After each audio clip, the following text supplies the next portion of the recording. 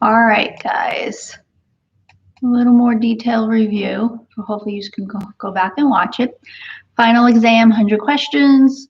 As I said earlier, chapters 4, 6, 10, 21, 28, 29, 31. All right, those are the main chapters on our final exam. 100 questions, multiple choice, no fill in the blank. I do recommend you should go back and watch those other videos. It would help you with the chapter 4 and stuff. So chapter 4, nursing process, 2-part and 3-part. Need to know the difference between the two. What's included in our 3-part, what's included in our 2-part.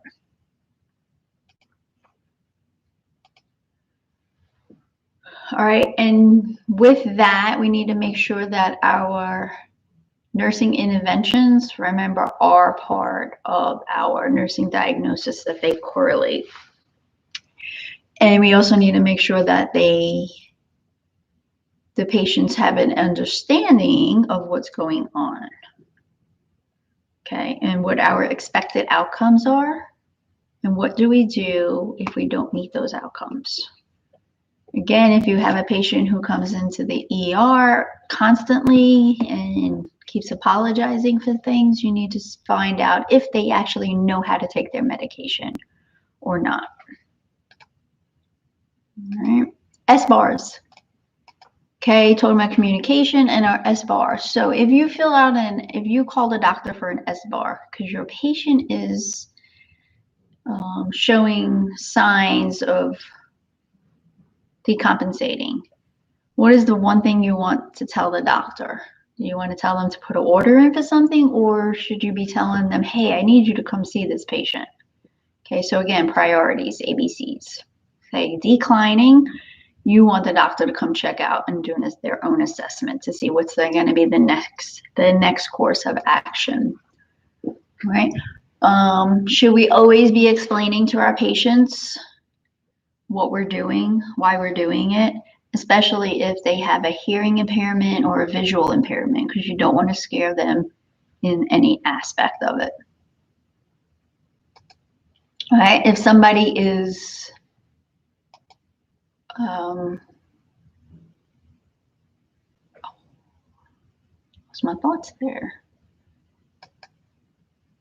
Okay, if you have a patient with diabetes, okay, what is some diabetic teaching we would want to do for them? All right, so have them be able to take care of themselves. Okay, so when we're talking about diabetes, we want to make sure they understand how diet plays a role, what's the importance of exercise, and the medications. Because if they have all 3 of those, maybe they will be able to manage the diabetes better.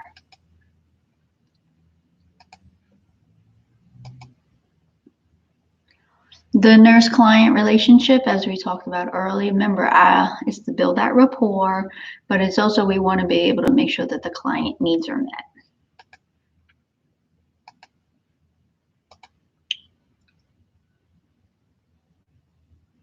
Okay, short-term goals and long-term goals. So remember, your short-term goal is going to occur in the hospital, and if you have somebody COPD or diabetes, you want to be able to make sure that they know how to do their inhaler before they get discharged.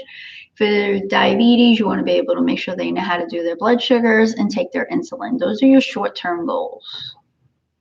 Long-term goals you can set in the hospital, but they're not going to occur in the hospital.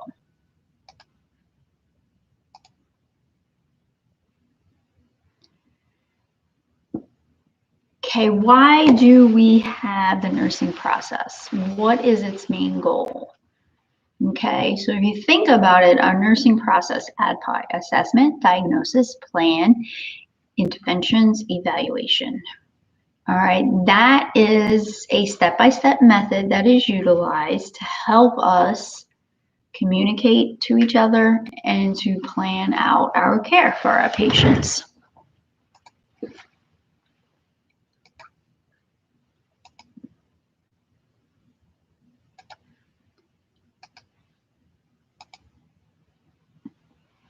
Okay, so looking at some of our NANDAs, okay, we've had quite a few that we have reviewed. If you are looking at a NANDA that has specifics that you're trying to find, remember you're always going to be looking for your NANDA that requires your ABCs. So if we had something with legs, okay, and some alteration in perfusion, what would be the risk for injury be related to? Okay, so it's something to think about. What would be the higher priority? Okay, that's what you're looking for. And that would be what you would search for. Okay, so you have a patient, and we're looking at our planning and our interventions. You have a patient who has some nausea and vomiting, who's had chemo. And then you have a patient who has some nausea and vomiting just because they have the flu.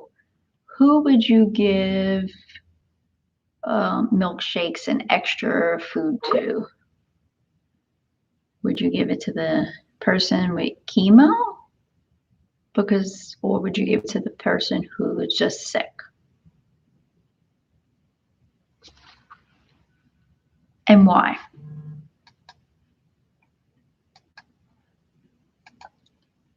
All right, so again, as we spoke earlier, if you're going to talk to the other therapists and stuff, that's collaborating. So we collaborate for the patient as a patient advocate. Evidence-based practice and those barriers, those are the things you need to know. What is evidence-based practice and what are some of the barriers that we run into? What is intuition and what is critical thinking? Know those two definitions, and when does a nurse use them?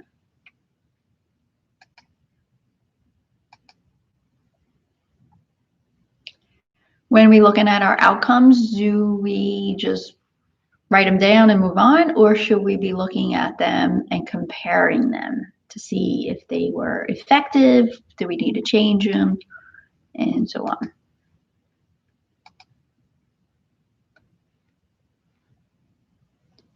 Okay, again, what is the definition of a nursing diagnosis? And what's the definition of a medical diagnosis?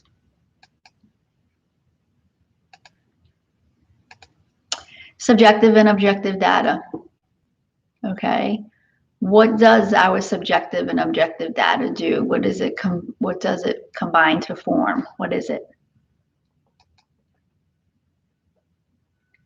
What's the purpose of our physical assessment? Why do we do them? What does it tell us?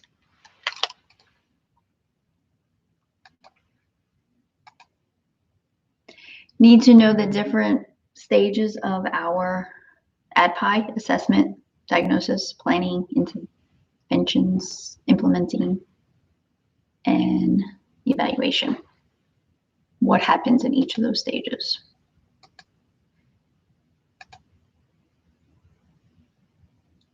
What do you do if you are taking a blood pressure on the machine and it says something and you're like, that's not right.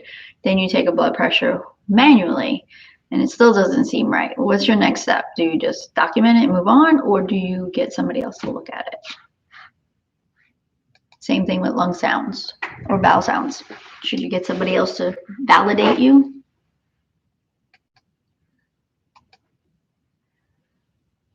What are ways we can reduce lung cancer in our society?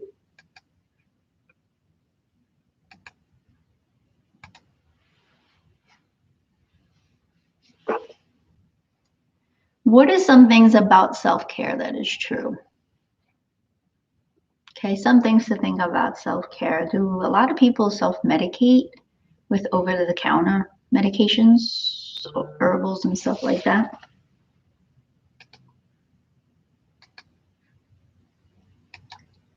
How would we, and what questions would you ask to recognize or learn a patient's health beliefs? Okay, so some of the things like we'd be looking for is like, how do you keep yourself healthy? Do you go to the gym? What is illness to you?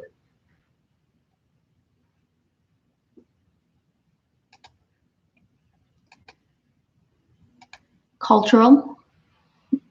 How do we recognize or acknowledge a person's cultural or spiritual beliefs?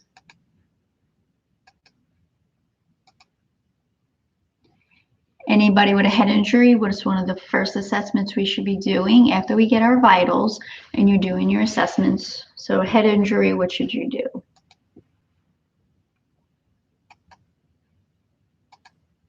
Okay, when we think of a head injury, can that be from anything? Can it be just falling, banging your head, falling off a ladder? So anything like that. It doesn't have to be just a fall or just a head injury. Any type of head injury, you should be doing a neurological mental status exam to see how the severity of it is. Same thing with your heat strokes or heat exhaustions. Anything like that that's going to affect the brain, you need to check their mental status.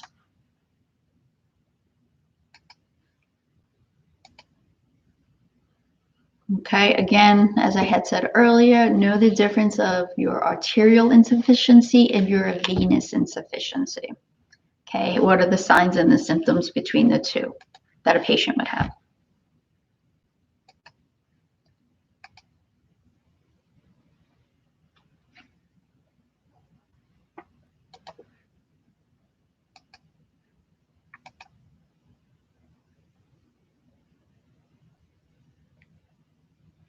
Okay, vision questions, a couple of vision questions, glaucoma. We should all know what glaucoma is. And then presbyopia. Okay, presbyopia is a term you need to know. I'll let you look that one up.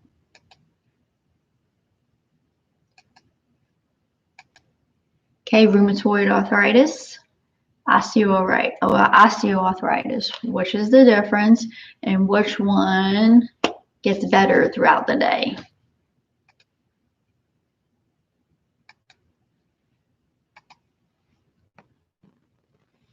Okay, what is the definition of a blood pressure? Someone asks you what the bottom number means, what is it? If they ask you what the top number means, what is it?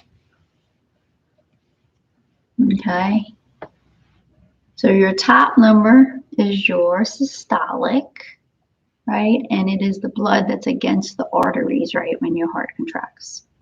The bottom number is your diastolic, and it's at relaxation.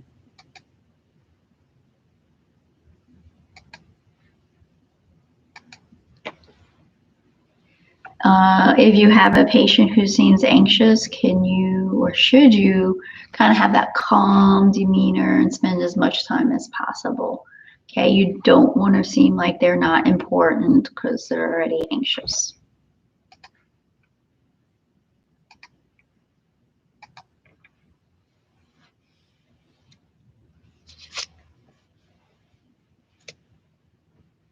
Okay, when you're doing vitals or even insulin, is that a great time to do some patient teaching? All right, and when you're teaching them, should you tell them if this is a normal or abnormal? What do you do? So if you're taking my blood pressure and it's 120 over 80, and you're like, okay, Ms. Richardson, your blood pressure is 120 over 80, and that is within normal range. That is within our ranges. Because then it lets them know that they're within range. All right, assessment of the thorax and the abdomen. Why do we do it? And why do we do it? Start with light palpation. Okay, and what is the protocol for that?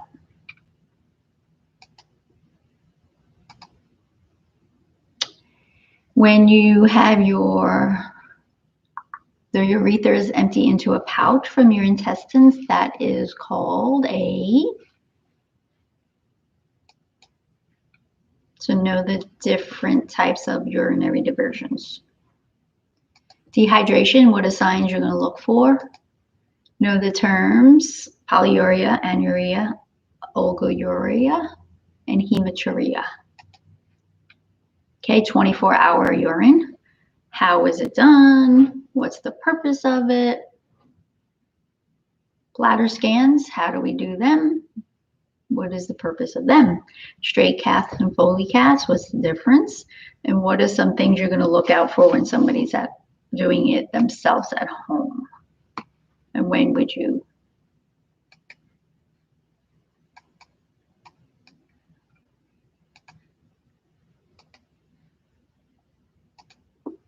Again, what's some important things when you have somebody who has fluid volume deficit or restricted fluids, because their mouth is going to get very dry. So is it important that you give them oral care, even an unconscious patient, right?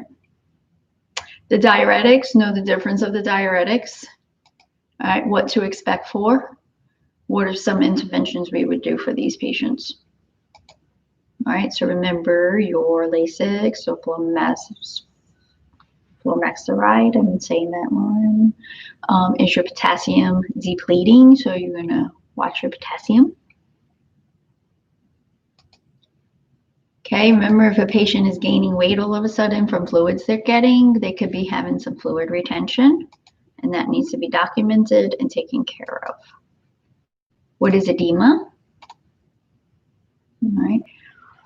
When we do have dehydration, what do you expect to see? So if we're dehydrated, is their body temperature going to be within normal, or is it going to be altered because there's not enough fluid going through?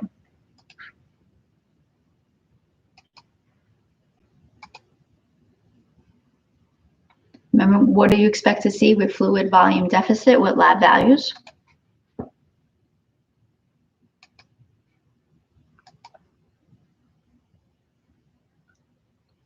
All right, hypokalemia, hypochloremia. Okay, with that, what do you expect? Also, so when you have hypokalemia, you may have hyponatremia. Okay, so your sodium may be low.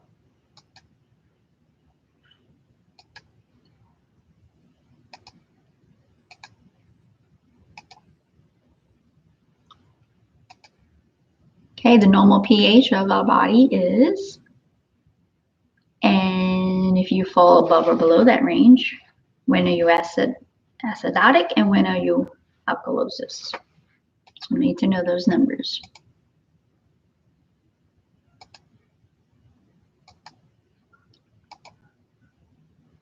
Fluid volume overload, what do you expect to see? And what would your interventions do? Remember, they should be on daily weights, right? You want to monitor they should be on a diuretic and you need to monitor it. Okay, you need to let them know about what's high in sodium so they can watch themselves as they go home, when they go home. All right, and you need to make sure you check their eyes and nose to see if they're still retaining. Those are just a few of the things.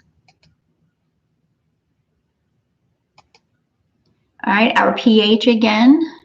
So if you have our ABGs, so you do need to have your tic-tac-toe, so one piece of paper. Right, so if you have your pH level, your HCO2, and your HCO3, all right, what are they in? Are they in respiratory alkalosis, metabolic alkalosis?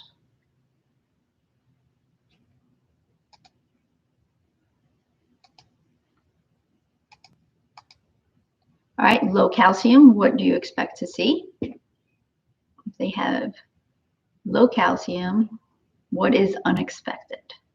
So what is expected and what is unexpected? Sodium, same thing. What is expected? What is unexpected?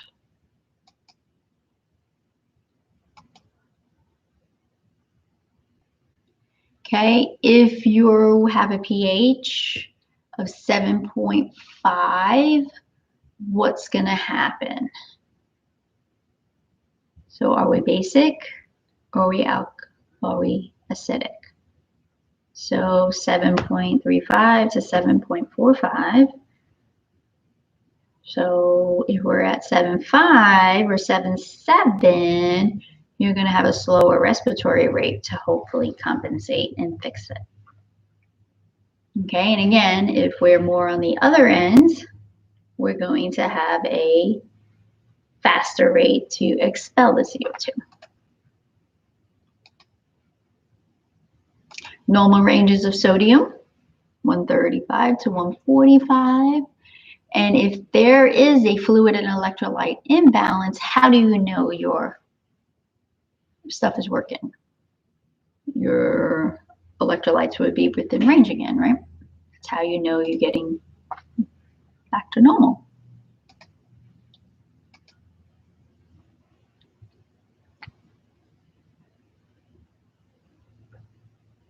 Okay, which foods, you need to look at foods that will help somebody with magnesium, high magnesium, low magnesium. Which foods will play a role?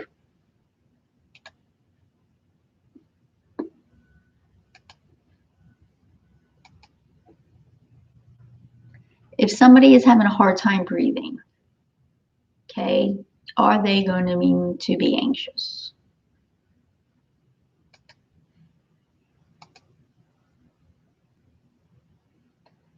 If we have a high level of carbon dioxide, remember they're going to increase their rates of breathing, right, to expel that CO2.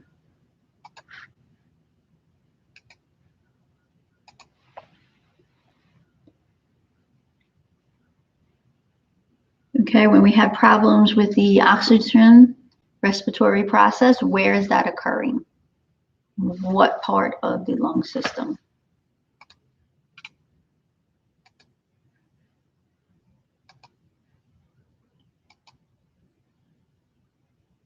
Okay, if you have oxygen on, where should we be taking it off and checking the skin? And how often do we do that?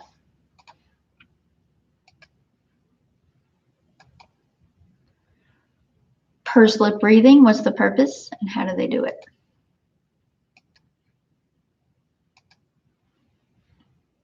Who would you expect for respirations have rapid respirations? What age group? What are some factors to prevent lung disease? Okay, and what's the most important risk factor that we seem to face a challenge nowadays? Okay, if you have somebody with COPD, right, and they fatigue easy, what are we going to do? How can we help them? What can we educate them on? What are some interventions? Small meals. Can we split our activities throughout the day? Okay, get some assistance if possible.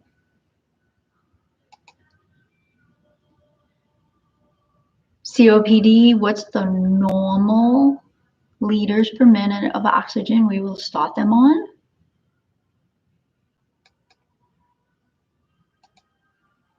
Okay, what would be the max?